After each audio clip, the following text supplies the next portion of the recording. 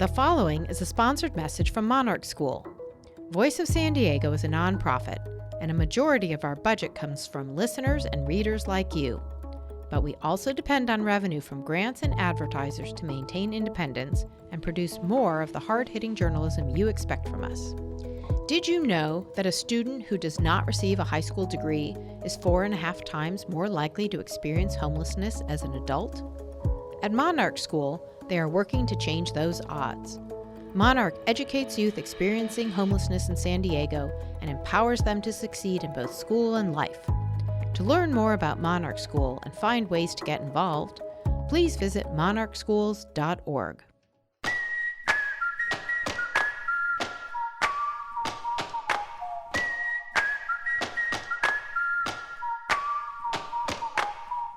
Thanks for joining us on the Voice of San Diego podcast in partnership with News Radio 600 Kogo.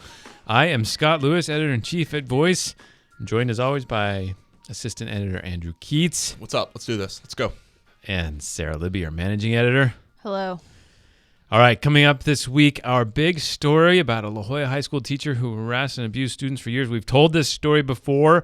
The teacher retired but was never disciplined. This week, though, we found out that San Diego Unified knew all of this. We'll also talk to one of the students of the teacher. She's one of the two students who reported the complaints directly to the state. Also, an update on negotiations over the stadium site in Mission Valley. That's between SDSU and the city of San Diego. And I break down why a council vote about a vote matters. The vote is Monday, about the vote to determine when San Diego will vote on the convention center expansion, homeless services, and roads. And that vote. In 2003, the San Diego Unified School District investigated a teacher. They did that because the student alleged that the teacher put his hands down her pants. Other girls had been also accusing him of groping, and yet he kept teaching. The district told us for years it had no records of those investigations, but last week a lawyer called us and said, hey, we found the documents in a storage room. These documents show that police believe the teacher committed a crime against that student. Sarah, what happened? What did we find out? Yeah, so when we first got a call saying that, hey, we found a bunch of these documents that you've been asking for years and that we have been telling you for years don't exist, I thought... Repeatedly, emphatically. Exactly. Yeah. I thought, wow, this is a huge story. They didn't give us the documents and that's violating the law. So... that's kind of how I went into it. And then I read the documents and I realized, oh, that's very much a secondary part of the story. The real story is that these documents show that they brought in school police. They recommended calling CPS. They recommended calling district lawyers.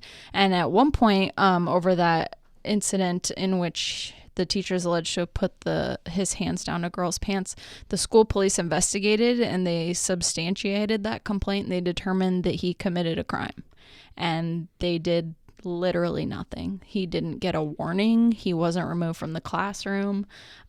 He didn't receive any discipline at all.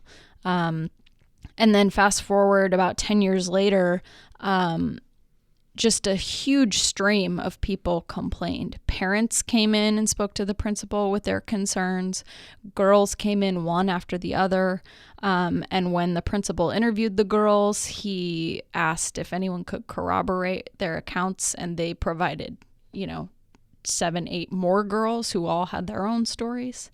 And then Loxie Gant, who was in our original 2017 story, came in after that and said, that she had this experience. And so it was just a flood of people and complaints all saying essentially the same thing.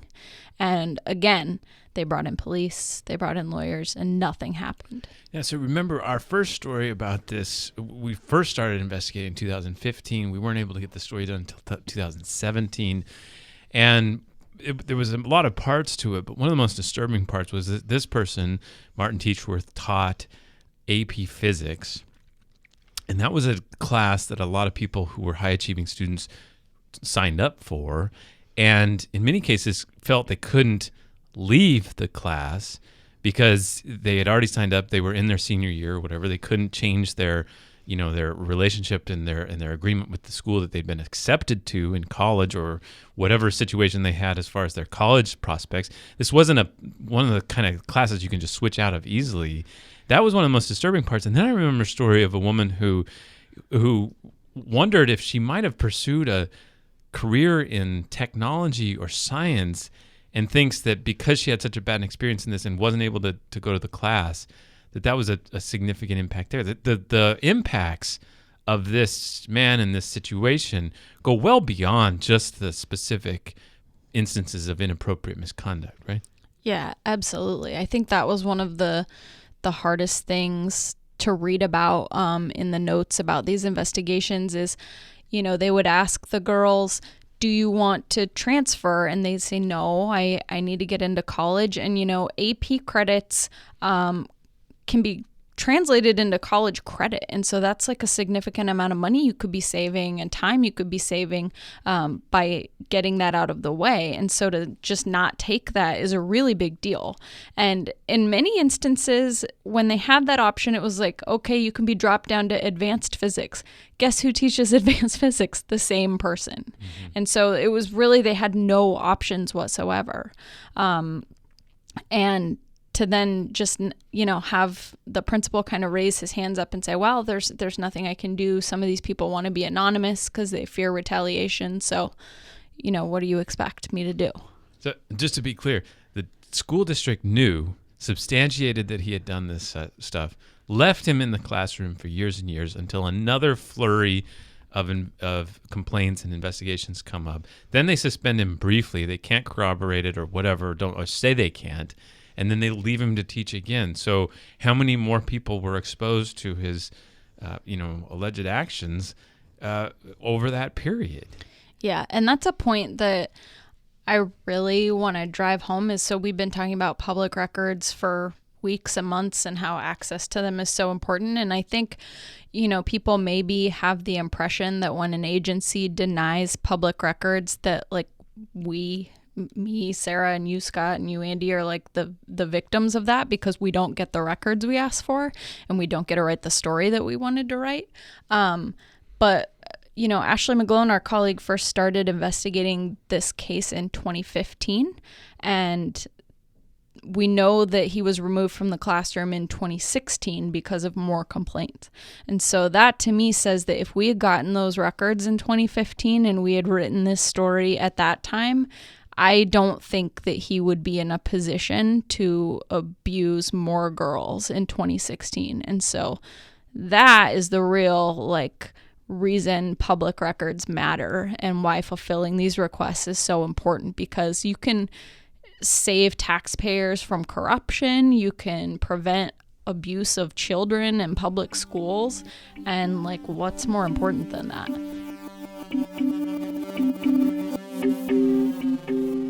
We know all of this because of a woman named Loxie Gant, who several years ago told us that a teacher had touched her inappropriately and the district had ignored her complaint. We had asked for documents after talking to her, again, years ago. Now a lot of her points have been vindicated by the documents that did come out, the documents that San Diego schools said that for so long they just didn't have. She joins us here. Loxie, what did you think when you saw the story the other day? Exactly what you said. It's vindicating, but then at the same time, it's, as a now mother, it's absolutely devastating. So I kind of feel it from both angles. Bittersweet doesn't even really seem to get at it because it's anger, vindication at the same time. I don't really have words to describe it. When Sarah called me to let me know, that this was coming forward, and I got the email pretty much 30 minutes after she did, from the district with all the documentation. It was really, I was at Liberty Station in the arts museums, walking around outside, shaking and crying on the phone and calling my husband because I didn't know what to do. It was just sort of this really surreal moment of I told you so. And then also wow, this really is bigger than I even thought it was when I first contacted you guys to write the story in 2015. Now, did you know about this other accusation, the one where he had been accused of putting his hands down a woman's pants? That was also the part that was really hard for me, was that I've been I guess I'll say, as the lawyer said in his comment in the article, like I've been the most vocal and driven voice in this fight. I now feel like maybe the universe was having me fight for her, because what happened to me pales in comparison. And I always tell people, when people approach me and they're like, I'm so sorry about what happened to you, I say to them, my real trauma, like the stuff I'm in therapy for, is not the groping. It's the process of like institutional harassment and failure I've had to endure as a result of coming forward. So like the groping and the physical, like that one small act, really to me and like to how I'm processing it, pales in comparison. I think there might be some people who look at this story and think, like, compared to so many of the stories we've seen, maybe this wasn't that bad, it was just touching. We're not talking about rape or anything like that. But then I think about stories of yours and the other girls about just how uncomfortable they were made to feel each and every day in a situation that they were forced to be in, and how that might translate to other situations in your life where you just feel like, well, there's no point speaking up about this. Because it's kind of burned into your brain that maybe people won't listen or won't believe you. Can you kind of talk about just like what it was like having to go to class every day? Yeah, well, I immediately, like once this happened, I immediately transferred out of his class. So I was switched into a different class because my college acceptance was not predicated on me taking this advanced physics course. I was just taking it because I was a geek and wanted to take advanced physics. I had already been accepted to San Diego State and through the regional program. So I was not part of this. I need to go to an Ivy League school. My grades matter. They're going to look at them again post my exception. I was already done. So when he said, do you want to switch classes? I said, yeah, get me out of here. And then when they said, but you can't take advanced physics, you have to go to regular physics, I just kind of said like, cool. And what I've read through the story and other things, and when talking to the other victims and other people that have privately come forward to me since the article came out that didn't really feel comfortable contacting a news organization but wanted to thank me for doing what I did, a lot of them said they never said anything or did anything because for some of these kids, they had worked their entire teenage lives on achieving this acceptance letter and achieving acceptance into one of these really prestigious universities that would not have been understanding of why they had to switch out of a class or why their grade suffered in a class. I feel like I was exactly the right person, and he definitely picked the wrong victim when he picked me. So when we requested documents and they said that there were none, and then you provided us with emails that you had sent to people that by any reasonable standard should have come up in any search for documents. Correct. I know what our response to that was confusion and kind of a bit of disbelief. How did you feel? Like, you were the person who had sent the email, and here they are saying, no, there are no emails. What did, I know it was a decade or so after the fact, but what did that feel like? In 2013, when I found out it was still happening and sent the email into the school and was part of an email chain with the principal, the leaving principal, the new principal, I really kind of felt that I needed to do something more. And I think at that time, I still unfortunately believed that the institution existed to protect children.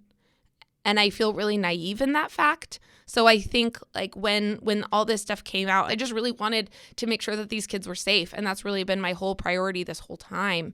The thing that really upsets me the most about it is that when we got the file this week, I looked at it and it seems as though the last time entry was made into that file was 2014. And when Ashley McGlone and I did our public records request in 2015, a lot of those same people still worked there. And then even those same people still worked there in 2017 when the article came out finally. And they didn't speak up or say anything, and they had their names all over this file. And to me, that incriminates all of them as well as accessories to this cover-up. How you can't see past the bureaucracy and see actually children and victims that came out of this story and have some sort of humanity is, to me, the absolute most devastating part. Yeah, I mean, even if you were to be very generous and say that maybe the records request process happened in some sort of silo that was not exposed to the entire school. Correct. Certainly in 2017, when we put out a story that said the school district claims there are no records and no investigations have ever taken place, there was some large percentage of people who had spent time on that school site who knew that was not true. And when the file we received, those names are not redacted. My name is redacted from the emails I sent and from my stuff, so I know where my name fits in, but I now get to see their names. It's their emails. It's things that came from their computer. It's their words. It's their investigation. And that makes me really sad and makes me want to move even more forward in a way that we can fix this system. Because obviously, I do think that this has exposed a lot of gaps in this institutional child abuse system. Let me ask you about some of the things going forward. You've been working with Assemblywoman Lorena Gonzalez's office on her bill. It didn't go forward, right? It got gutted and then... It did go forward. So it got extended. Yeah, we're pushing the deadline a little bit. Let's just talk. What is it, and what would it do, and why did it change? So AB 989 was a bill that I approached Lorena Gonzalez about actually at PolitiFest. I ran into Lorena, and she recognized me from my article that she had read it, that you guys had published. And I kind of told her, I have some ideas of how we can make sure that this doesn't happen again. And she said, okay, let's talk. So I had a meeting with her and I wrote out 7 things that I think that could be public policy that could prevent things like this from happening. The route that she ended up choosing to take for the bill was my idea of a public school ombudsperson, which replicates the long-term care and foster care ombudsman system that's federally and state mandated as well. And so we were going to try and state mandate an ombudsperson that would serve as a victim advocate for children that have been victims or have reports or need aid and assistance in combating institutional abuse. And then that got changed. So unfortunately, once we got into committee and we kind of knew that would happen, it turned into like just a hotline, right? Yeah, it's somehow the final version, and not to Lorena's fault. This is no fault of Lorena's, and I don't blame her. This is just part of a lot of people have never had conversations about institutional child abuse before. So we're really kind of starting something new. Is they said, well, we should just have a hotline inside the district.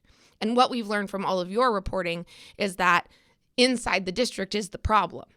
So we need something outside the district. We need, if there's a hotline, it needs to be based in Sacramento, and then it's made a record of, given some sort of indexing, and then sent to the school district, right? We need some sort of triage system that creates a report that we could track. Imagine if you guys could get the numbers on how many, educator sexual misconduct abuse cases are in Sacramento or claims have happened in the last 5 years. That would be an amazing piece of information that we're just not privy to with the way that the system is currently set up.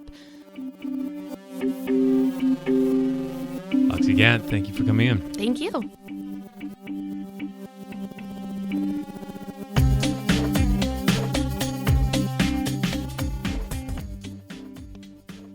All right, we have some news of the week.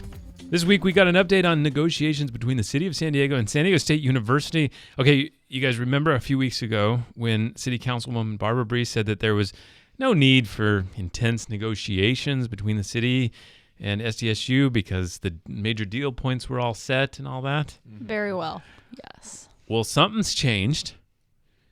She got a chance to ask SDSU officials this week some questions, and they were good questions.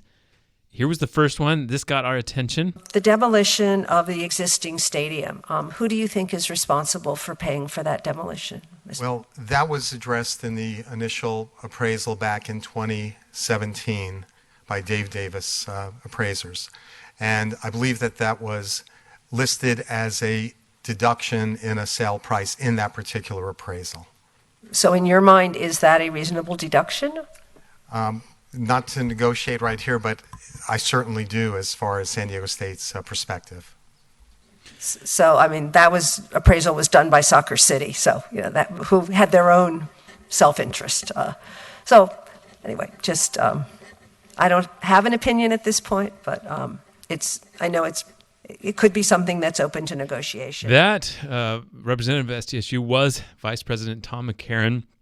So what brings out to me again is to see and to actually hear SDSU officials use that old valuation for the Soccer City effort as like the sort of guiding principle of what they're going to pay for the land was a really interesting moment. And then I think her question is good and interesting. And, there was a lot of people who criticized, the idea of taking away the demolition costs from what Soccer City would pay. And now SDSU is saying they want some similar type deal, right? Yeah, and the official documentation around the SDSU West measure sort of mentioned two different ways to view this. So it wouldn't be quite right to say that they've contradicted themselves here, because the documentation supporting their measure said both that the city should not pay for the demolition, but also that it would be appropriate to include the demolition in the appraisal price. They said the council may include the cost of demolition in their it's like, you may charge me less for this burger I'm going to buy you, right? Like, thank you for the freedom to make it a better deal for you. There was another moment in this discussion where Councilman Scott Sherman asked about the river park. You remember the river. You guys may still not agree that there's a river there. Yeah, I think it's open to further investigation. Assuming there is a river, they want to put a big park next to it. Both measures promised this. Measure D said that SDSU would build the park, but it is city land. It will remain city land, so it's never been quite clear who would actually pay for that giant river park. Scott Sherman, the councilman, asked McCarran to clarify where they're at with that, and here was the response. The commitment was absolutely that there was no general fund money on this. Anything beyond that, I believe, would be part of the negotiation that would happen between the city and San Diego State. So there's a possibility that you guys could build it and maintain it, but it might come out of some of our pocket too, because at the end of the day, it's the park itself will be sitting on city land that you're not purchasing, right? That's correct. So I guess I'm gathering from this, when he says no general fund money, but that the city may pay for it in some way, it might be development impact fee money that is sequestered for the Mission Valley area that sits in an account specific to major improvements in Mission Valley that they may be able to draw on. Capital funds or some other thing. But I think, inherent is that protecting the general fund would mean that somebody had to maintain it outside the general fund, because general fund money is what it maintains parks. And it's not clear what would fill the special fund to pay for the park otherwise. But it's the first indication of them starting to say, like, oh, yeah, we're going to protect the general fund of the city, but, you might have to put in some skin in another way. So you can correct me if I have my language incorrect here, but this was the river park. The language in the initiative was that they would cause to be developed a river park, right? Yeah. And rolls off the tongue. Right. That's exactly how they teach you how to write in advanced composition. Yes. Things that, like the most passive construction possible. Yeah. My observation on both of these matters is that we are now at the part of the process after passing a piece of legislation that was not specific. It left many things into a variety of possible avenues to be settled, and now we're getting these specifics, and they're not necessarily scandalous, but it is interesting to see the way that they're working themselves out. That the resolution of what cause to be developed means is that they will do the contracting and construction of a river that's paid for by special fund revenue from the city, and then maintain it on their own is what it appears to be how this is resolving itself. Yeah, I mean, exactly. Underlying all of this is this intense pressure that San Diego State has to do a massive preparation of this land, demolish the stadium, build a new stadium, hundreds of millions of dollars they're going to have to spend to get this property ready for the grand vision that they have. And that's going to need every possible cent. And so what we're seeing right now is the first end of them trying to protect every cent they can, which means that they are going to look for every deduction they can from the fair market value, and they're going to look for every deduction or every way to protect them from total investment in that park. And I think that's something to be expected, and it's something that the city is going to have to deal with. Like, do we want to facilitate this development so much that we give them all kinds of passes on this, or what responsibility do we have to protect our own coffers in the meantime? And that's the big debate. Yeah, I mean, and I think the city officials want to see this project be successful, and in fact, there's a clear voter will that the voters want that as well. It's just a matter of the deal that was approved by voters in November was not anywhere near as specific as what would have been created had it been created at the city council level initially or through city staff initially. And so we're doing this process in some ways after the fact. Right. On the other side of the break, we're going to talk about a big vote on Monday, plus a new edition of the People's Reporter.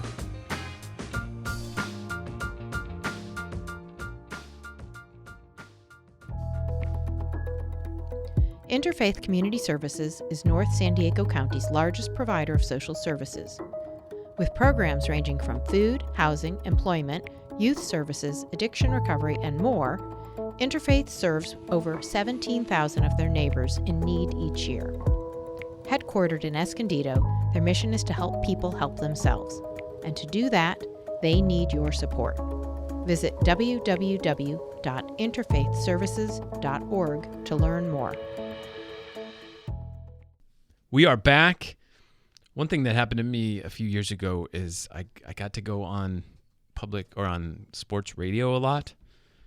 It was kind of weird. Like, my dad was really proud. He's proud of me anyway. Hey, Dad. It's in the podcast. But, there was a lot of, it introduced voice to a ton of other people that weren't normally part of our system. I got a ton of people following on Twitter that heard the shows and such. But I got to know all these sports radio personalities.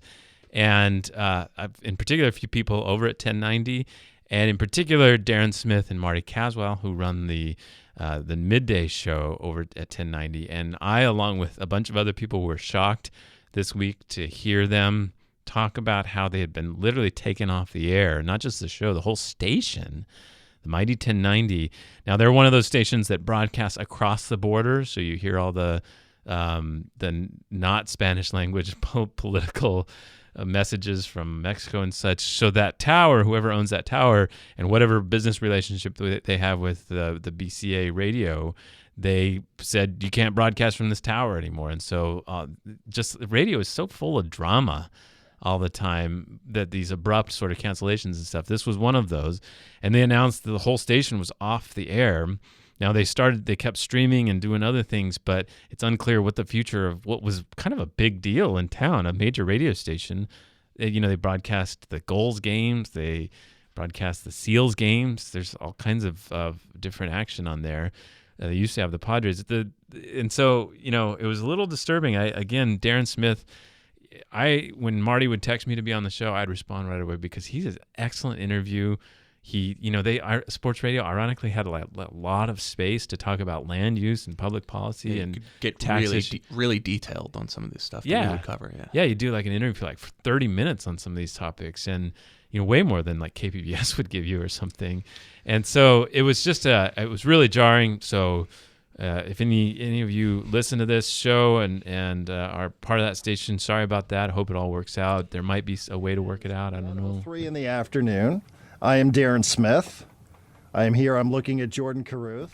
I take a lot of pride in being a founding member of this radio station. I'm sure you're wondering if this is it for the Mighty 1090. We are wondering if this is it for the Mighty 1090. I will tell you that there is not a lot of optimism about our future as a sports radio Shout out station. also to Ben and Wood's morning show. Yeah. Another great show. Yeah, and so hope everything works out with them. I know sports radio may not be your thing here, but some of those folks over there did it right, and it was interesting. So hope it all works out for them. All right, we do have a big vote coming up Monday. Last week we talked to Councilman Chris Ward here in the studio about the convention center measure. He came out against another push from Mayor Kevin Faulconer to get the city council to vote, to put his vote in his preferred election. Okay, let's review. The measure to raise hotel room taxes will be on the November 2020 ballot. That's set. The mayor, though, is worried, along with other people, that there are going to be too many other ballot measures trying to raise taxes on that November 2020 ballot. And for other really wonky reasons, he wants to move it to March 2020, and he needs the city council to approve that. So Chris Ward comes in and says he doesn't want to do that. He may not even support this measure. He may support a different measure. And so the mayor has another test, and he has literally failed every single time he has asked the city council for some sort of adjustment like this, right? Mm-hmm. Yes. And so he wants, this is Monday, they're going to decide whether to move it to March 2020. Sarah, what do you predict? Do you think they do it? I think so, yeah. I think Chris Ward seems to be the only person who's come out against it, at least on the council. And now there are also some homeless advocates and groups that are actually saying that they support the mayor's push to move it. And so I think that will give possibly some of the other Democrats on the council the cover that they might feel they need. Yeah, the reason I'm still interested in watching, though, is because while he's the only one who's come out and said, like, I'm not supporting this, no one else has really come out and said, like, we are doing this. That's true. Get ready.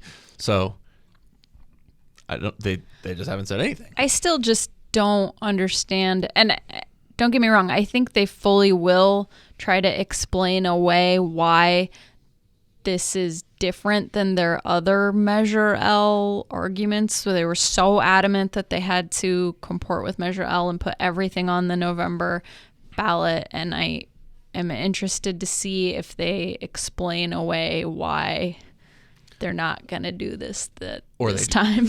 Or if they just ignore it. They're just like, we're not answering that question. Yeah. We did it. Don't worry. Yeah. Yes, I'm curious to see how that goes as well.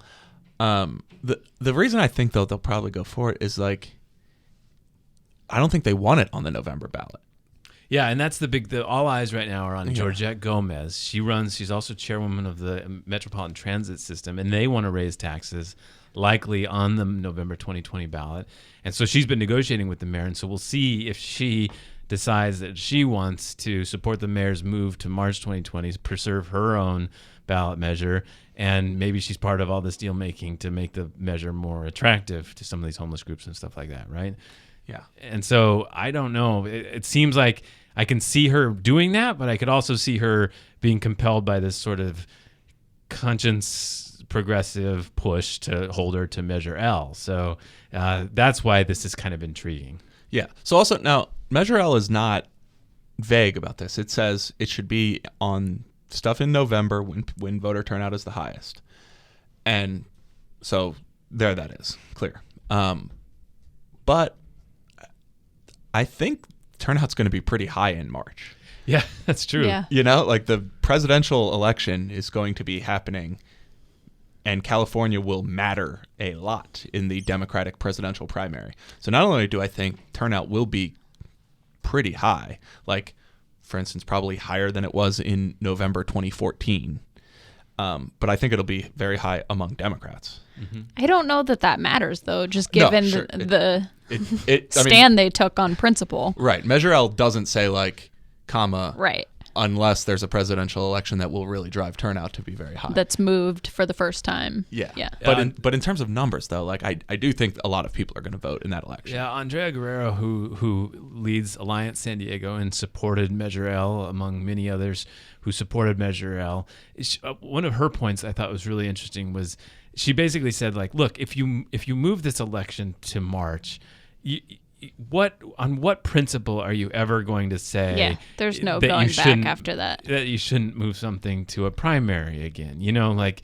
this is because there's only one argument to move it to this primary, and that's political expedience. And there will always be political expedience arguments for this sort of move. Yeah. And so, it's one thing for like a Republican who opposed this or others to say like, I don't care if it moves to March. It's another thing for somebody who literally took a stand and in some cases wrote letters saying don't have special elections because of this. Yeah. And they're like, well, whatever. To be clear, the debate around Measure L was not like a wonkish process-oriented critique that was like bureaucracy-laden. It was like a matter of morality and immorality in terms of when these votes should occur. The most people voting in elections should have the say. Do you believe in democracy or not, sir? Yeah.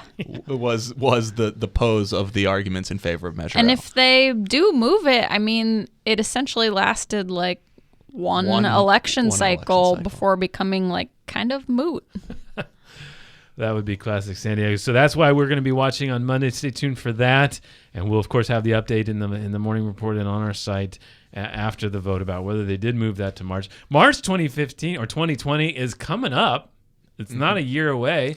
It has actually kind of started to make me feel some anxiety. Yeah, we got to get some work done. Yeah, it's very close. All right. The March instead of June has thrown off my rhythms. Yeah. There's not the schedule on which I cover San Diego elections. Well, that's what's going to be weird too. Is there's going to be a primary in March and then like 8 months, a long until the November election. I remember that from the last time I remember that was like 2004. So yeah, it's going to be a different rhythm this year for sure. All right, coming up, a story from the People's Reporter. The team answered a question about how police body camera footage is revealed.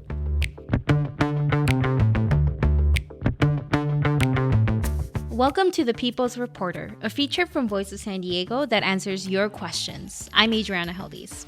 And I'm Will Fritz.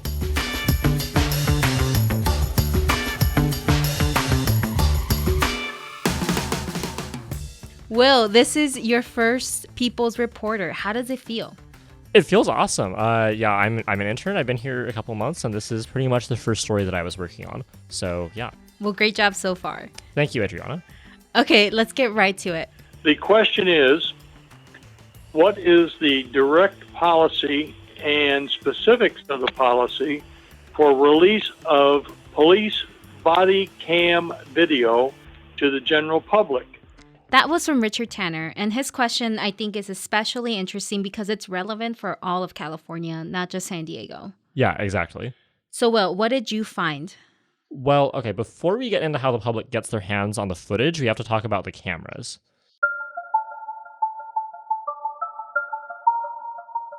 So, in the city of San Diego, the police department first started using the cameras in 2014. The sheriff's department started buying them a few years later in 2017. Since then, just about every law enforcement agency in San Diego County has started using its own program for body cameras. Okay, so that sounds like there could be lots of footage available then. Well, it sounds like it, but even if there is lots of footage, it's really not that easily available to the public. However, that could change soon for certain footage when a new law goes into effect this summer. All right, let's rewind a bit. Why is it so hard to get a hold of body camera footage at this moment before that law goes into effect? Yeah, there are a lot of reasons. Even though body cameras were talked about as a tool for law enforcement to say, hey, look how transparent we are, they're mostly used by the departments themselves to gather evidence against people they arrest. It's actually been really, really rare that this footage gets seen by the public. Okay, but I think a lot of people might assume that's part of the point of cameras, right? So police can be transparent about what they're doing and we can see it. I mean, that's a way to think about it, sure. So how does that happen? What are some of the ways the public can actually see the footage? So as of right now, there are really no easy answers. It's not like SDPD just has a YouTube channel that you can check out. If the footage was used in a criminal case, it's stored as evidence. If someone wants to see that, they have to petition the court. And if you don't know, that process can take several weeks. Defendants in a criminal case can also have access to the footage, of course. And if it's shown in the courtroom at trial, the public can catch it there.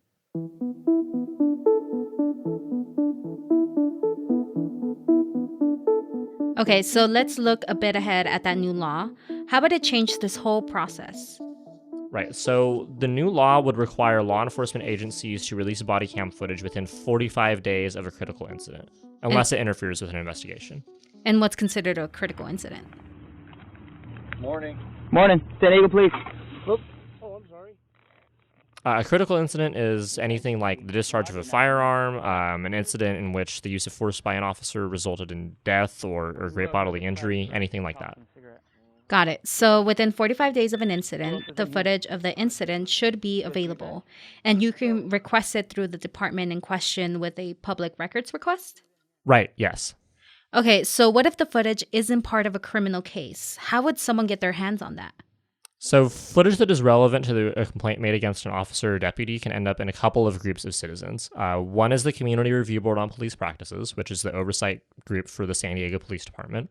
It can also end up with the Citizens Law Enforcement Review Board for the Sheriff's Department. And those are two groups that could get the footage if it's attached to a complaint. So that's one way that some citizens can see the video. And what about a retention policy? Do law enforcement agencies ever delete footage after a certain time? Or will we always be able to look back to when the department first started using the cameras? No, they delete the footage after a certain period of time, but every law enforcement agency has its own rules on when and why they do that. So SDPD keeps their video footage depending on the nature of the incident recorded. It can span anywhere from 1 year to indefinitely, depending on if it's a misdemeanor, a murder, or anything in between. And what about the sheriff's department? That they're a bit more vague, at least in the policy. So it says recordings shall be preserved until the matter is resolved and or in accordance with the law or whichever period of time is greater. And a lot of the other police agencies in the county have similar rules. So in short, it's all over the place. Yeah, pretty much. Is there anything being done about it? Well, yeah, but that's also a bit tricky. There's another new state law, Senate Bill 1421. It was written with the intention of bringing more transparency to all of this. It gives the public access to police records for various types of misconduct or investigations. That includes audio and video evidence of shootings and in-custody deaths. 8 local police unions sued to stop the release of those records, but then a judge ruled that the records should be public. Other judges up and down the state have also ruled in favor of making all the records public. Right, I heard about that. I also heard that the Sheriff's Department has started preparing to comply with the law and release some material. Right. The judge temporarily froze the release of those records. That was to give the local police union some time to file an appeal. But that deadline's already passed. So the police departments named in that suit no longer have any legal justification to withhold those records. So, based on what you found, Will, body cameras are the norm now, and access to the actual footage isn't really that easy. But some changes will come in July. Yeah, that pretty much sums it up. All right, thanks, Will. Thank you, Adriana. Is there something about San Diego you want us to explain? Submit your questions at vosd.org/ask. It could be featured in a future episode of this podcast. Again, that's vosd.org/ask.